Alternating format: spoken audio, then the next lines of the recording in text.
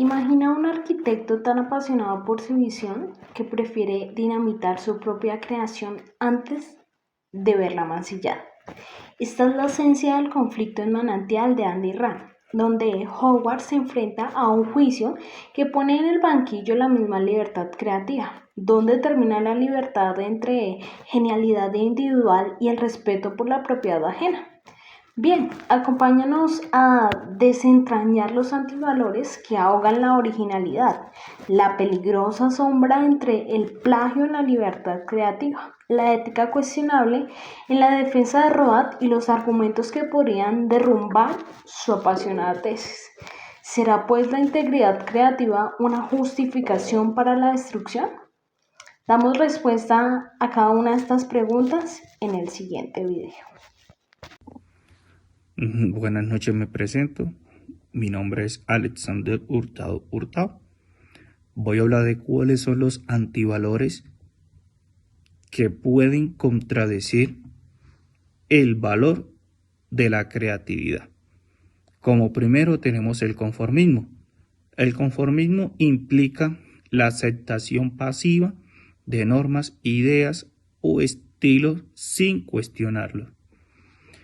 Este antivalor sofoca la innovación al promover la repetición de lo establecido en lugar de la originalidad. Como segundo tenemos la mediocridad. La mediocridad representa la falta de esfuerzo por alcanzar la excelencia o superarse. La mediocridad se opone a la creatividad al contentarse con lo mínimo y desalentar la exploración de nuevas ideas. Como tercero tenemos la falsedad. La falsedad consiste en la falta de autenticidad. La creatividad exige sinceridad en la expresión. Cuando se crea para agradar a otros sin convicción personal, se pierde integridad creativa. Como cuarto tenemos imitación. La imitación es copiar sin aportar nada propio. Nada propio limita el pensamiento original y destruye la esencia de acto creativo. Como quinto tenemos sumisión, ceder constantemente ante la presión de grupos, autoridades o tradiciones sin defender las propias convicciones impide el desarrollo de una expresión creativa genuina. Miedo al rechazo o al fracaso puede exhibir la iniciativa de proponer ideas nuevas o distintas, lo cual es esencial para la creatividad. Bien, me presento, mi nombre es Karen Martínez Pérez. Para dar respuesta a la pregunta de qué relación existen entre libertad, creatividad y plagio, debo decir que la libertad es el terreno fértil donde crecen o florecen nuevas ideas. Para generar nuevas ideas, para explorar nuevas posibilidades, necesitamos sentirnos libres. ¿Libres de qué? Libres de restricciones innecesarias, libres de miedo, libres de hechos que puedan limitar nuestra capacidad de pensamiento. La libertad de pensamiento y expresión es la capacidad de yo pensar de manera independiente, cuestionar las normas establecidas y expresar mis ideas sin temor y sin censura. La libertad es experimentar y cometer errores.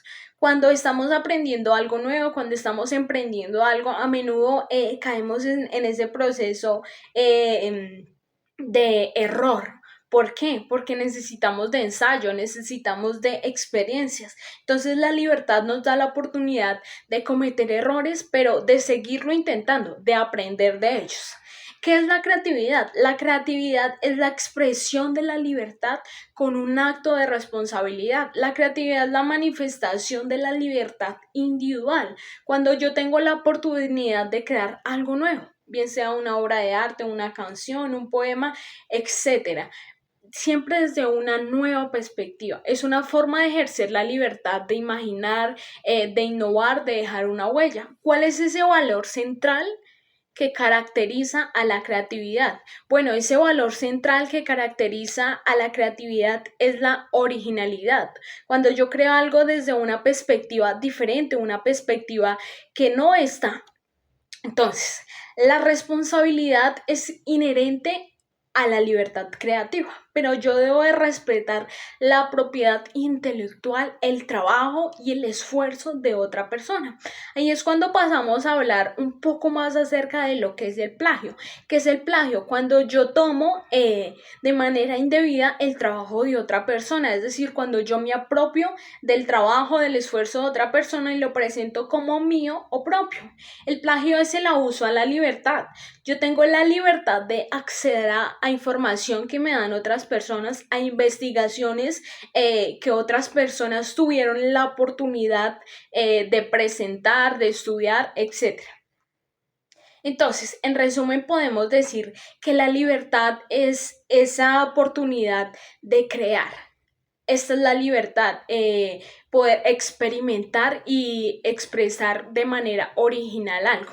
Entonces, ¿qué es la creatividad? La creatividad es cuando yo creo teniendo presente que hay unas normas que me permiten a mí crear sin necesidad de hacer daño a otras personas, respetando la propiedad intelectual de otros. ¿Y qué es el plagio? Cuando yo niego esto de creatividad y de libertad de expresión o de manifestación de otra persona, adoptando el trabajo de otro como propio. Mi nombre es Nora Yamilet Moncada Alarcón.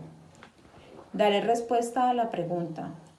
La defensa que hizo Howard Parr de su caso se enmarca dentro de una conducta ética.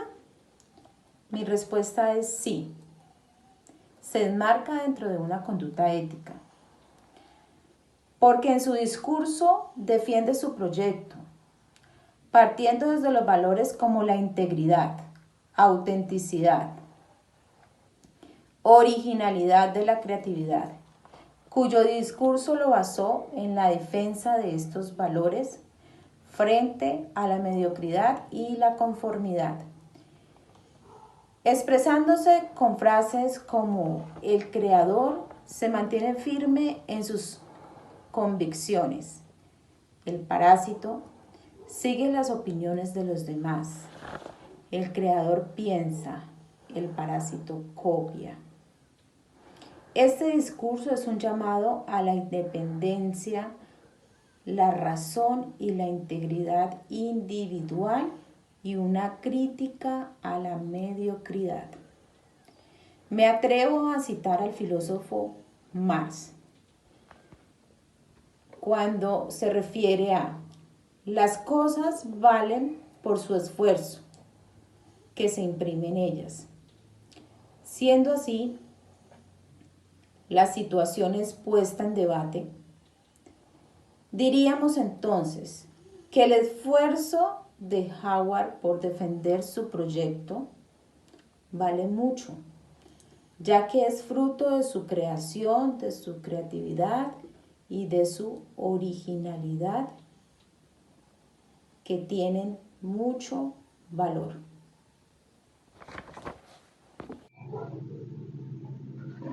Buenas noches, mi nombre es Sandra Lilian Escobar Bonilla y hoy daré respuesta a la pregunta número 4. Si usted fuera la contraparte de Howard Roark, ¿con cuáles argumentos desvirtuaría la tesis de la libertad creativa?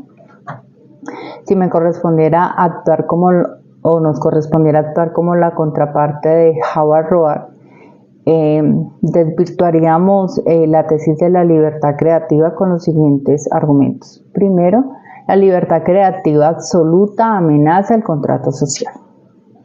El argumento es que Roar postula que el creador no debe nada a la sociedad, pero este principio ignora que todo individuo opera dentro de un entramado social que permite su existencia y éxito. Las obras arquitectónicas como los diseños de Roar no existen en un vacío, utilizan recursos, impactan comunidades y forman parte del espacio común.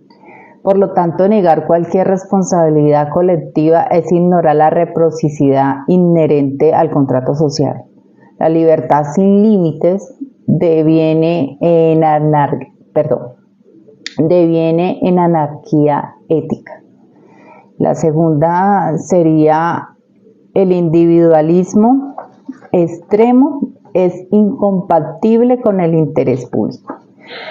Roar define el derecho del creador a no ceder ante ningún tipo de compromiso con las masas. Sin embargo, cuando se trata de obras públicas o construcciones que afectan a miles de personas, el interés colectivo debe primar. Rechazar toda modificación o crítica en nombre de la pureza creativa es una forma de despotismo intelectual que ignora la necesidad de armonía entre el arte y la funcionalidad social. La tercera sería: la creación no ocurre sin influencia ni contexto. Roar sostiene que la genialidad es autónoma y nace solo de la visión individual, pero esto históricamente y psicológicamente es cuestionable. Tanto acto creativo está influenciado por la tradición, una cultura, una lengua y una época. Al negar cualquier deuda con el entorno, Roar idealiza una libertad imposible. Defender la originalidad no equivale a rechazar toda influencia o colaboración. La cuarta sería: el culto al genio lleva a justificar actos inmorales. El argumento es que Roar dinamita un edificio porque alteraron sus diseños. Este acto revela una peligrosa moral basada en la supremacía del yo creador. En derecho, la propiedad intelectual tiene límites cuando se enfrenta al bienestar general. Justificar la destrucción por una cuestión estética o de integridad conceptual es una forma de justificar un delito, el delito de egolatría. La sociedad no puede aceptar en marco legal donde el genio esté por encima de la ley. Estos son nuestros argumentos, los cuales desvirtuarían la tesis de la libertad creativa. Muchísimas gracias. Hola, mucho gusto. Mi nombre es Cristian Alejandro Chaparro Marín, soy estudiante de Derecho a la Universidad Iberoamericana de Colombia. A continuación, pues plantearé mi punto de vista, que haría yo si fuera juez en el caso de Howard Noel. Principalmente creo que hay dos puntos de vista y principalmente creo que como juez no tendría que impartir derechos ni nada de ese tipo, puesto que como juez yo tendría que ser totalmente imparcial en ese tipo de hechos, como lo son la propiedad intelectual de los artistas. Por ejemplo, creo que hay dos puntos de vista de ver esta situación. La primera es la propiedad intelectual que tiene Howard Noel con su edificio, pues porque es creación única y él tiene derecho a defender su propiedad intelectual. Y la otra es que él comete un delito y es acusado por este mismo delito. A pesar de que él tenga la razón, el delito prima ante la propiedad intelectual, porque pues él se vio afectar su propiedad intelectual, pero no lo suficiente para que él dañe propiedades ajenas.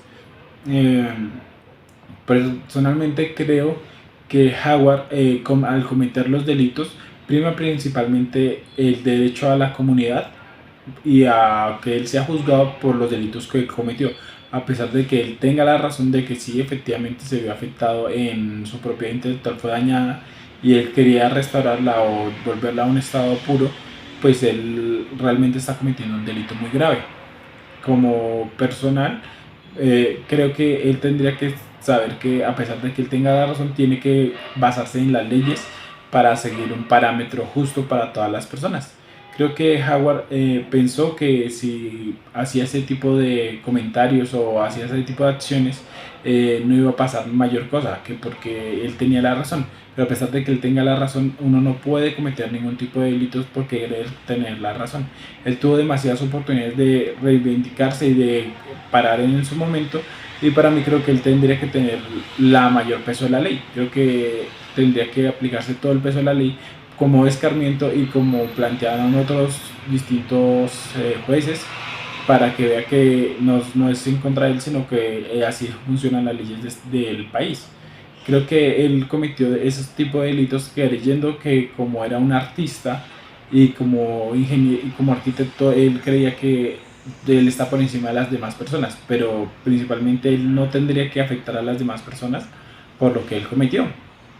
También decimos que Howard tendría que condenarlo por, por la por lo cometido, por los actos cometidos, pero también se tendría que revisar a las personas que cometieron el daño a su propiedad intelectual, y estas personas tendrían que pagarle una retribución económica a Howard por los daños y perjuicios que le causaron.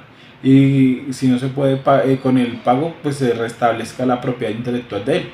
Pero Howard tendría que sí o sí ser condenado por causa de daños a bien ajeno, porque realmente él no tenía esa potestad para dañar ese tipo de propiedades, y él tendría que ser juzgado con el mayor peso de la ley. Por mi parte, esto es todo. Muchas gracias.